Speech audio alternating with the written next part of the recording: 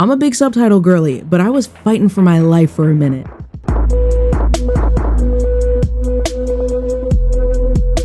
American conditioning in me wants to introduce the king of monsters, but after experiencing Godzilla Minus One and Shin Godzilla, it's called Godzilla for a reason. The last time we talked about this absolute force of nature was Godzilla Minus One and Godzilla X Kong. Two very different movies with two very different depictions of this creature. And after seeing Minus One and Shin, using the word creature doesn't even feel right. It really is a force of nature and destruction embodied. You guys, I'm gonna start rambling. I am obsessed. Also, quick shout out to Mr. Chernandez123 for voting on the last poll that I posted and recommending ShinGodzilla. This one has been on my list for a while now, and wow. Just wow. If you want to listen to me talk about both Minus One and X Kong, you can check that out on the podcast, and if you're on YouTube, I'll leave some links for you guys in the top right corner as well as in the description to the podcast. I do talk about both films at length. Yeah, I'm yapping every time, but it's because I love both takes on the kaiju. You already know that I love seeing those glorious CGI sequences where big monsters fight big monsters, and let's be honest, ShinGodzilla doesn't grip you right away like that. Instead, we're thrown into a tangled government plot. Visually tangled too. The subtitles were testing me. I'm a big subtitle girly, but I was fighting for my life for a minute. Now, it's not all text on screen, who's who and what their job title is though. If you are sat for Godzilla, force of nature Godzilla, if you're willing to take a step back and look at this story, if you're as shocked about and obsessed with the intersection of Godzilla and body horror that just scratched an itch in my brain that I didn't even know I had. And you thought that was it? And a jaw-dropping score and heart-stopping visuals. Y'all, you do not need me to tell you to watch this movie, but I will happily sit here and talk to you guys about it for 20-ish minutes anyway. Shin Godzilla tells the story of Japan as it's plunged into chaos when an enormous monster emerges from Tokyo Bay and terrorizes the city, leaving a path of destruction and casualties. I want to take a lengthy sidebar, and I will add timestamps for said sidebar, so you can skip it if you like, because if you watched my Godzilla Minus One video already, then I'm just going to be repeating a lot of information. If you already know your history, then this isn't anything new. This is more for anyone that isn't familiar or maybe just needs a recap. Earlier, I said Kaiju, and if you're like, what the heck is that? According to Wikipedia, Kaiju, meaning strange beast, is a Japanese term that is commonly associated with media involving giant monsters, a subgenre of science fiction that was created by Eiji Tsuburaya and Ishiro Honda, the special effects director and director respectively of the 1954 Godzilla film, which is often regarded as the first kaiju film. Also, you'll be quickly reminded that my pronunciation isn't the best, but I am trying, you guys, I swear. Now, the Godzilla I'm more familiar with, and maybe you are too, is thicc American Godzilla, and we love thicc American Godzilla, but the tone, the reverence and seriousness that Japan approaches this kaiju with is polarizing. I think that's the word I want to use, at least for me personally. I'm getting lost in my thoughts and I'm rambling a bit, so let's keep it moving and let's talk about the real history. If you don't already know, Godzilla stands as a reflection of the era in which it was born, deeply influenced by the aftermath of World War II. The original Godzilla film was released in 1954 and was influenced by the collective trauma and fears of the Japanese people stemming from the atomic bombings of Hiroshima and Nagasaki in 1945, as well as the Lucky Dragon 5 incident in 1954. On March 1st, 1954, the United States conducted a test explosion of a nuclear warhead on Bikini Atoll in the South Pacific. A cloud of radioactive ash caused by the blast engulfed a Japanese fishing boat, Daigo Fukuryumaru, Lucky Dragon number 5, 85 miles away from the test area. The tuna later unloaded from the ships were contaminated with radiation, and radioactive rain fell over Japan.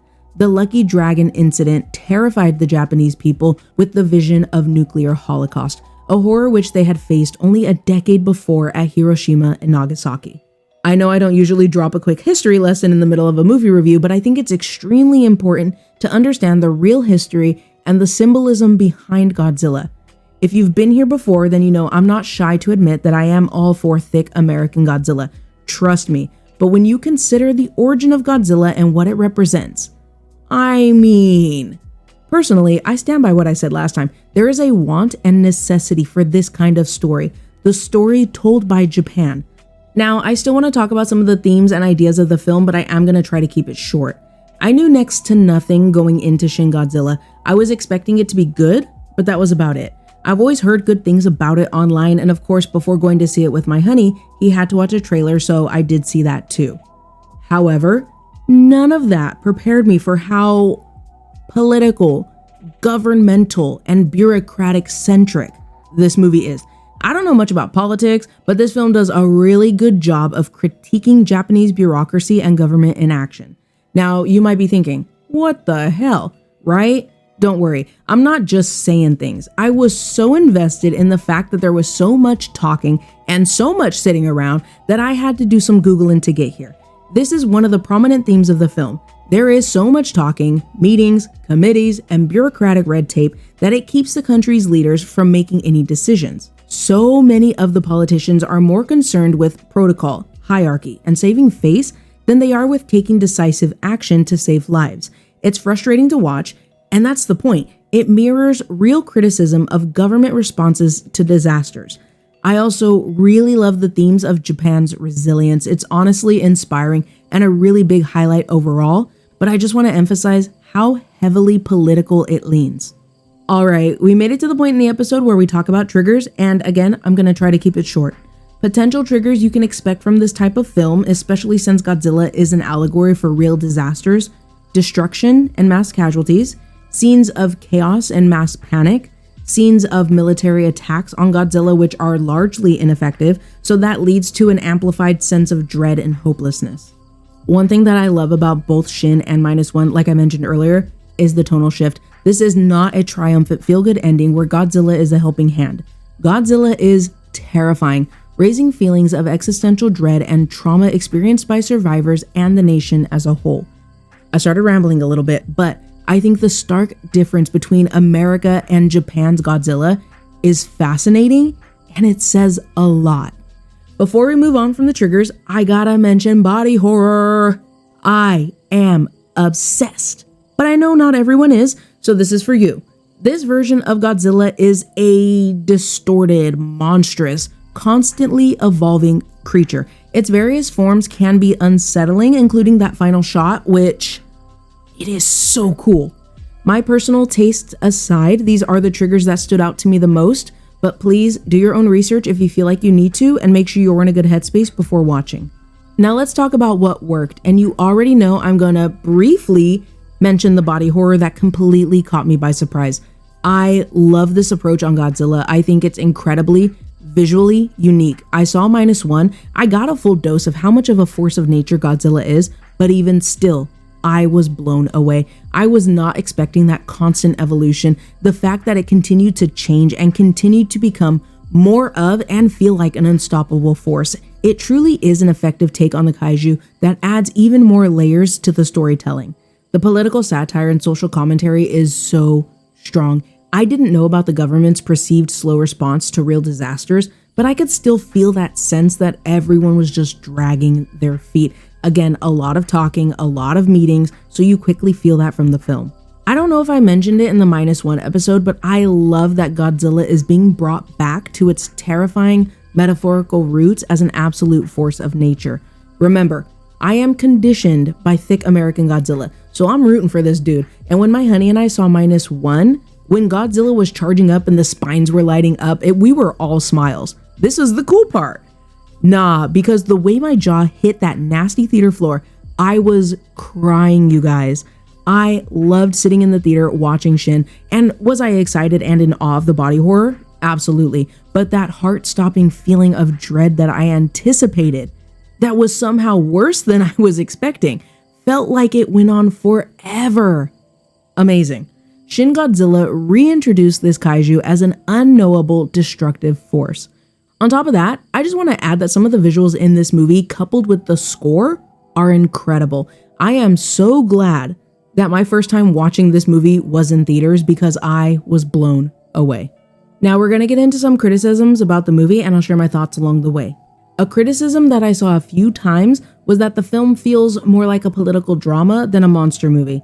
The meetings and the discussions, the rapid fire talk and jargon heavy dialogue can be exhausting for viewers, and many felt like it distracted from Godzilla. This is so interesting because I agreed. For about the first 10 to 20 minutes of the movie, I love Minus One so much because I love the characters, so I didn't mind the lack of screen time for Godzilla. This time, instead of focusing on a character or two, we're given an entire government as our main character. I'm doing air quotes. Yaguchi was there, but the politics and stuff really were the focus. Having this in mind, in addition to knowing that it's a commentary on the government's response to real disasters, just elevates the movie. Plus, when we do get Godzilla on screen, it's crazy. This next critique gives me the chance to talk about the visuals again. I know last time I talked about visuals in Godzilla Minus One, you guys loved what I had to say about those tanks. I was saying that the CGI was obvious in a bad way, and I'm gonna say that here again too. Overall, the CGI in this movie holds up incredibly well, especially when it counts. However, some scenes, and I specifically remember when Godzilla, I think this was first form, the texture was crazy.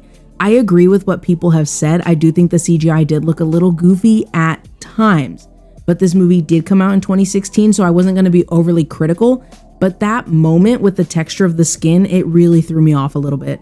Again, overall, the CGI really holds up, but yeah, there were some not as good moments. Last one, and another one that I thought was interesting, is the lack of that traditional blockbuster feel. I think this is really tying back to Godzilla being a good guy, or at least neutral protector, right? So yeah, I think if you're expecting that, something more cathartic and action-packed, you'll be disappointed. Let's wrap up with my final thoughts. Is Shin Godzilla worth your time? In my opinion, if you have not seen Shin Godzilla yet, you need to watch this movie. I think if you liked Minus One, that unstoppable force Godzilla, then this movie is going to give you so much more of what you loved. Yes, the resilience, but the dread, hopelessness, destruction, and more jaw-dropping and heart-stopping moments. We trade a main character dealing with survivor's guilt for an entire government in suits talking. But if you can look past the politics and all the sitting around and not really doing anything and see the history and commentary there, then I stand by what I said last time. I think it's important to know the real history, but I don't think you need to know any of it for this movie to be engaging. This is one of the best Godzilla films, whether you know that history or not. So who is this movie for? Fans of Godzilla and fans of the serious allegorical tone. Anyone who appreciates the heavy politics and commentary. Also, I think if you're a fan of horror, there's a lot to love. Again, force of nature, natural disaster, body horror, kaiju. It's visceral, and every form evokes a genuine sense of awe. Or maybe it's just unnerving.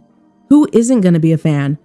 I'm going to keep saying it. If you can't sit through that talking, because there is so much talking, in my opinion, the payoff was so mind-blowing that it is all I can think about now when I think about this movie. I just keep mentioning the politics to you guys and talking about it because I can see this being a huge negative for some viewers. Also, if you're the kind of viewer that needs a strong, relatable human character with emotional arcs and relationships, you're not going to get that. There's whispers of something there, but definitely not that. Last thing I will say that I said last time, if you're expecting something more along the lines of thick American Godzilla punching monsters in the face, then you will be disappointed. I walked into the theater yet again expecting a good movie, and I walked out experiencing one of the best Godzilla movies. All right, you guys, as always, a huge thank you for hanging out with me to the end of the episode. If you enjoyed hearing my thoughts on Shin Godzilla, hit that subscribe button so you don't miss the next video. Last time I talked about the Black Phone 2, I saw that one for my birthday and I absolutely loved it. I also shared my thoughts today on the Chainsaw Man movie, which I had some thoughts. And finally, if you caught the Black Phone episode, then you know I mentioned an extra treat dropping today for Halloween. It was supposed to be a reaction video for Bring Her Back, and that did not work out well for me on YouTube. I'm gonna work on it, you guys. But for now, you can hopefully check it out on Patreon for free. I'll keep you guys updated in the community tab, and I will leave links to everything on screen and in the description, all that good stuff. And you know I want to hear from you. What did you think of Shin Godzilla? A little scary, a little sad, or both? Because I didn't even get into how this Godzilla is constantly in pain. Not just from outside attacks, but the painful mutations. I don't want to linger because my mind is racing and I'm going to start ranting. So let's move on. What surprised you the most about Shin Godzilla? the design, the story, or the government's satire? What moment in Shin Godzilla completely caught you by surprise, and why is it that final shot?